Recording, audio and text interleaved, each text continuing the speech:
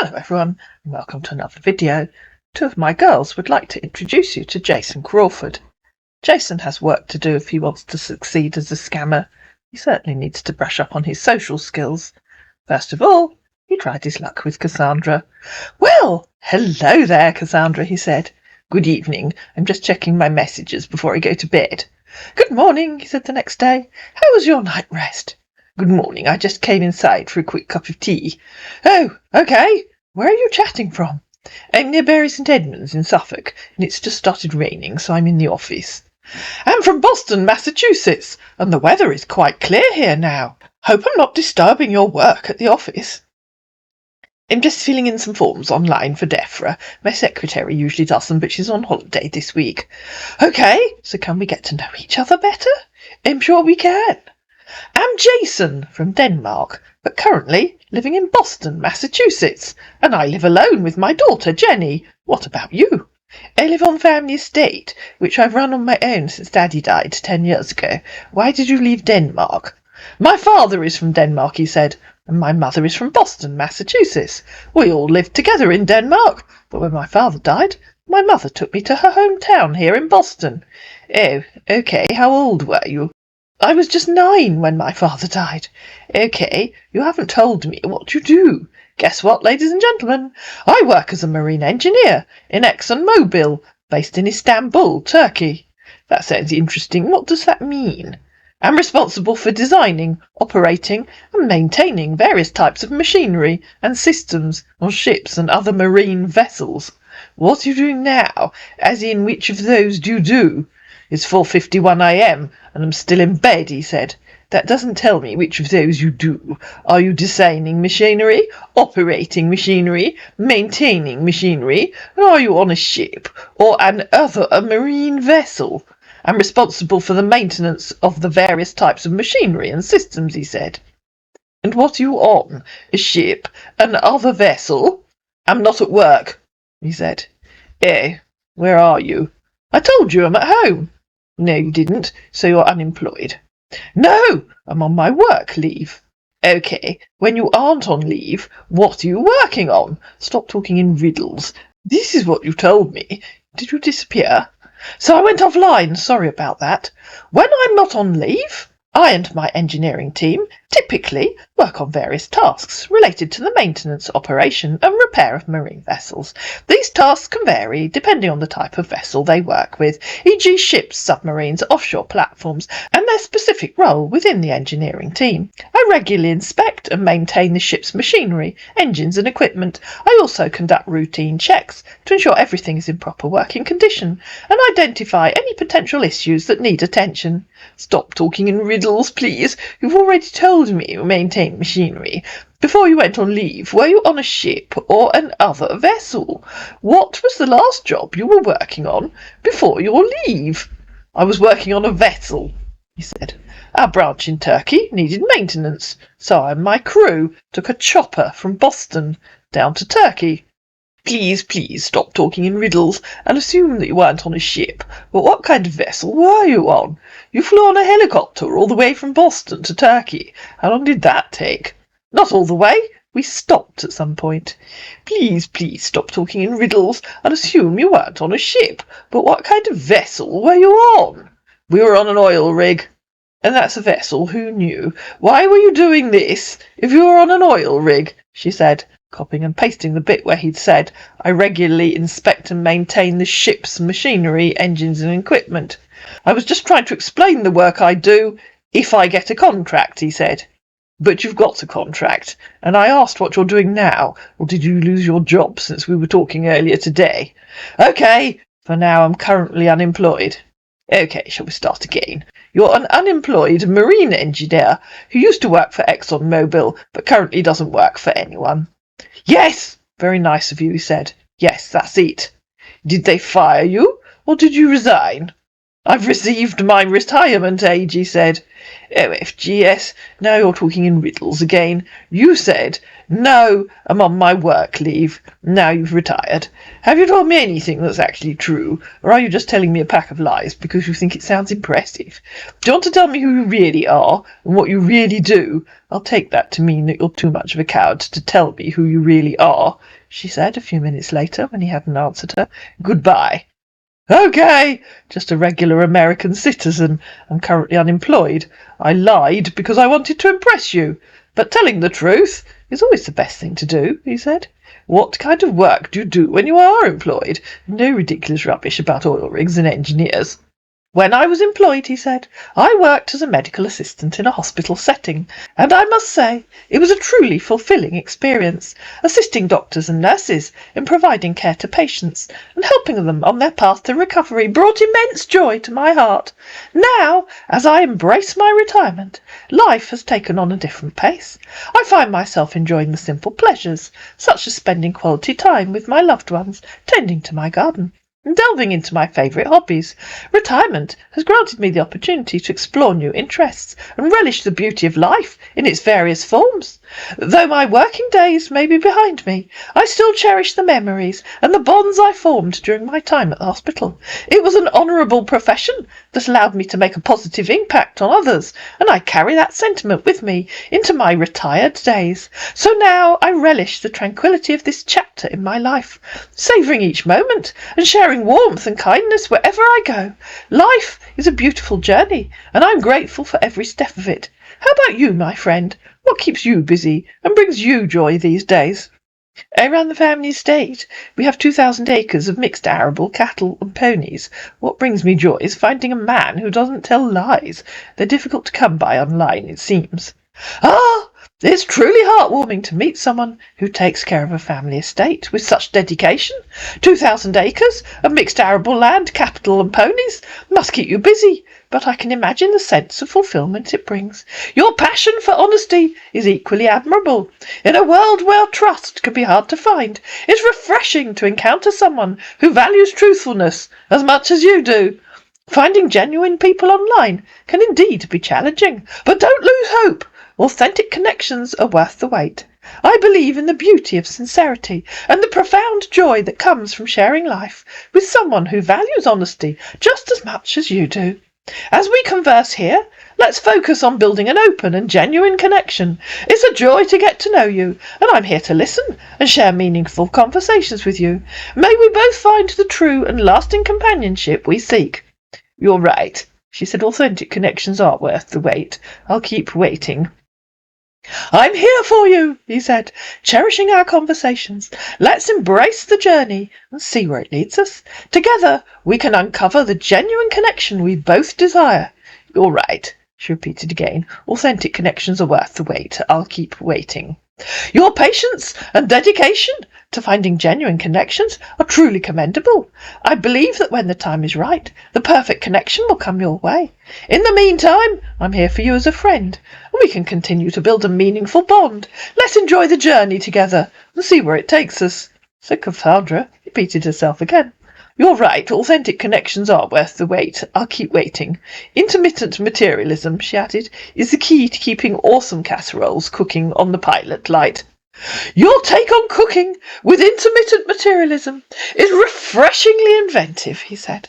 It's fantastic how you bring creativity into the kitchen, resulting in those awesome casseroles. Your approach to cooking reflects the beauty of thinking outside the box and adding a touch of fun to everything you do. I'd love to hear more about your culinary adventures and share some of my own. Let's continue to embrace these creative moments and enjoy the culinary delights they bring. Oh yes, she said. Boxes are so confining of culinary skills. I so prefer roundness. Boxiness is so last year in the kitchen. In the round is the way to go. To which our man replied, absolutely, roundness in the kitchen is the way to go. So what are you doing right now? Sliding down the banisters, wondering if I can stop before I hit the wall. What are you doing right now? Nothing, I'm just talking to you. Doesn't count as a sensible answer. To which our man replied, I'm at home, sitting on my couch and talking with you. I said that doesn't count, otherwise it's a stupid question. Okay, said our man, making Cassandra wish she hadn't pressed the issue. I just finished cleaning my dog's poop. He's really messed up the floor, and it's kind of frustrating. And he sent 2 photos of a dog. That's life with animals, she replied. He's a border collie. He's 2 years old now. Do you have any pets? I have 4 dogs, 3 cats, 2 dozen chickens, 8 Shetland ponies, 25 belted Galloway cattle, and 88 small ponies. Wow! That's a lot, he said. How do you manage to take care of all of them? I have a farm manager and a stable hand who help run the estate. Oh, that's great. Good morning. How was your night? Good morning. I've just come inside for coffee. I had something coffee this morning too, he said. So what are your plans for today? In working, I have an estate to run. I work every day.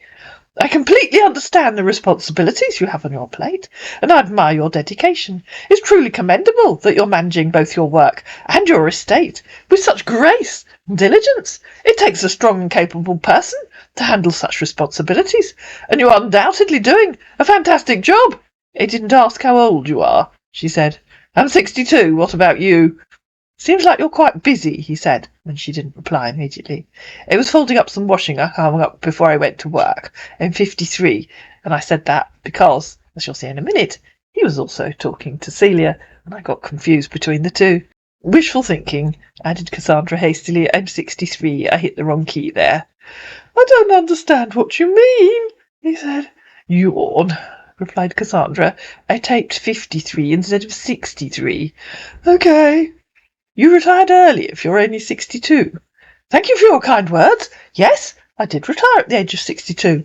And, I must say, it's been quite a wonderful journey so far. Retirement is a personal decision, and for me. I'm pleased for you that you could afford to retire early. Okay, followed by, have you eaten dinner? That's a very random question, said Cassandra. Good morning. Good morning. It's still 3:07 a.m. here in Boston. How's your day going? I've just come inside for a quick sandwich, said Cassandra, by which time it was lunchtime. I've been outside mending fences. That's great. Just had some coffee. Are you one of those people that doesn't need to sleep? She asked. No. Why do you ask? Because it was 3 a.m, you said when you messaged me. Then it was about 6:30 a.m. Now it's 7:30 a.m. To which our man replied, When do you get back from work? I work most of the time. This state is my home. Oh, okay. Are you available on other social platforms? I'm not sure I understand what you mean. Do you use other social media? Such as, she asked. I don't do Instagram or Twitter or whatever they're called. Do you use Google Chat, he asked. Yes, I use that with my nephews. What about WhatsApp? No, I don't use that apart from local groups. I rarely look at it. Can I have your email address so I can send a message on Google Chat? He asked. And so she gave him her email address, and they moved to chat. Over on chat, things went downhill fast. Hi, it's me, Jason. Hi, replied Cassandra. There you are. I didn't ask how long ago you retired. I guess it was just a few months ago. Yes, I did, he said. Do you have others? You chat online? Excuse me, replied Cassandra. How's it any of your business who I talk to? Nothing personal, I was just asking. Perhaps think before asking in future. Apparently our man thought long and hard, and then disappeared. But he was also talking to Celia. Hello, Celia. Hello, she said. I've just stopped for my lunch break. How's your day been? It was busy at work today, she said later, so I stayed late to finish. Oh, really? Yes, really, replied Celia. Where do you live? He asked. I'm in Durham in the northeast of England. Where are you? I'm from Denmark, but currently living in Massachusetts, UA. How's the weather over there in Durham? Cold and wet, she said. How is it in Massachusetts? He tried calling her. It's pretty sunny out here, he said. So she tried calling him back, but he didn't answer. Sorry for the missed call. My phone battery died, he said, so I went to charge it. That's okay, said Celia. I've been away for a few days. Back at work today. How's your husband and children? He asked. I think you must be confusing me with someone else. Sorry, said Celia. I don't know who you are. So, I thought I was chatting with my sister, he tried. So please, can we get to know each other better? We can try, said Celia, but I'm definitely not your sister. What's her name? I have to go. A colleague is trying to call me on Skype. Her name is Celia, too. Will you be available for a chat later? I should be around in my lunch break, she said, but I have work to do now. Okay. I'm not frequently online here. so I don't know if you're available on other social platforms. Just stopped for an early lunch, said Celia. Where are you in Massachusetts? Oh dear, she said, about half an hour later. Looks as if I've missed you. I have to go back to work. I have a Teams meeting in 5 minutes. I live in Boston, Massachusetts, he said later that day. Okay, looking forward to talking with you. Good evening, she said. How's your day been, he asked. It was okay, busy at work. How was yours? I stayed at home, he said, did some cleaning and my laundry. Seems like you're quite busy on your work. Yes, she said, it was a busy day. What do you do, he asked. I'm an administrator. I work in the admissions department of Durham University. What do you do? Guess what? I work as a marine engineer in ExxonMobil, based in Istanbul, Turkey. That sounds interesting, said Celia. I've never been to Turkey. How long have you been there? I usually go there 1 month on and 1 month off, he replied. Yes, said Celia, but how long have you been going there? You've been there once? You've been going there for 5 years? You've been going there for 20 years? I've worked there for 13 years, he said. How long have you been an administrator? Almost 30 years, said Celia. I started at the university when my Dan was just a baby. When will you be going back to Turkey? Wow! That's really great to hear. I'll be going back by next Monday. I'm not frequently online here on Facebook Messenger. Are you available on other social platforms? So she gave him her email address. And of course, they also moved to Chat. And over on Chat, a similar thing happened. Hello, Celia, he said. It's me, Jason. Good morning, said Celia. How are you doing? Nice meeting you here. Good morning. Okay, she said, I'm back on Chat now because, briefly, they've been talking on Facebook. I won't bore you with it because they didn't say anything interesting. Okay, he said. So how was work today? It was okay. We were busy yesterday, not so busy today. I spent much of the day talking to colleagues in various parts of Europe, trying to arrange visas for their students. Oh, I see. Can I have a recent photo of you? My photo's on Facebook. Celia, if you don't like it, you can go talk to someone else. Oh, come on, he said. I don't say that. Okay. What are you doing now, he asked. Sorry, I missed you last night, Cecilia. I was talking to my son. Did I say he lives in Sydney in Australia? He called me before he left for work. He's all right. How's your son? Hope he's fine. I just stopped for my lunch break, Cecilia, a bit later. Okay, we haven't been talking that much. We keep missing each other. I have to get back to work now. Okay, text me when you're less busy. Hello, said Celia a bit later. I just got home. I stopped to do some shopping on the way. Oh, okay. How was work today? It was fairly quiet. The next few weeks will be quiet until the A-level results come out, and we'll be very busy. Oh, okay. Can you tell me more about yourself? What do you want to know? Anything and everything about you. That's not helpful, said Celia. I've lived in Durham all my life. My late husband was a gardener at the school here. He was a lot older than me. Oh, I see. My wife passed away 7 years ago, he said. How old are you, asked Celia. 61, he said. I'm 55, replied Celia. Okay, I was born and raised in Denmark. Where in Denmark? asked Celia. Aarhus, he said. We had an exchange programme with the university there a few years ago, she replied. Oh, nice, he said. Do you live alone? Of course, said Celia. My husband died 6 years ago and my son lives in Australia. Oh, sorry about your husband. Can I see a recent photo of you? Didn't you bother to read what I said yesterday? Or do you have a one-track mind? No, he said honestly. I've been alone since I lost my wife. No, you didn't bother to read what I said yesterday, asked Celia.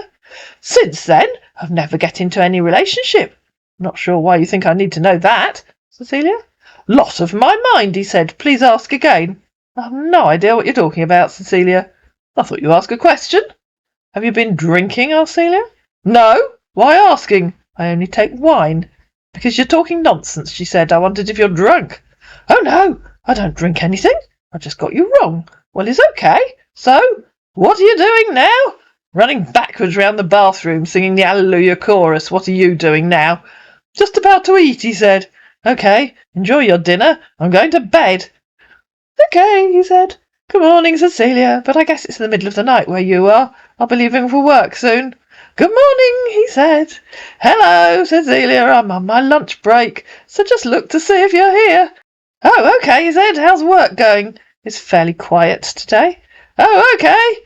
Can I see a recent photo of you? Okay. Cecilia, you do have a one-track mind, and you clearly couldn't be bothered to read what I said yesterday and the day before. Goodbye. What do you mean? He asked. I don't understand what you're talking about. Obviously not, Cecilia, because you can't be bothered to read what I'm saying. I did, he said. Well, clearly you didn't, she replied. Still don't understand what topic you're talking about. Remind me.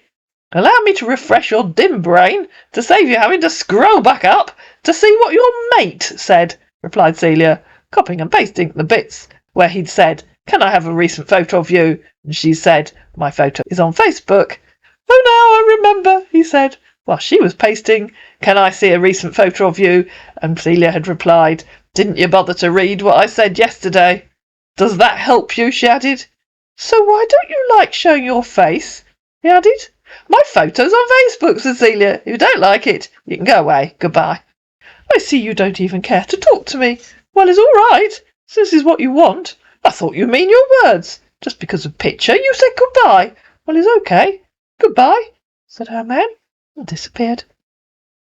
I hope you enjoyed this tale of a scammer who frankly didn't have what it takes. I hope he never does. If you did, please like it, please share it, please comment down below, please subscribe to my channel, and I'll see you again in another video.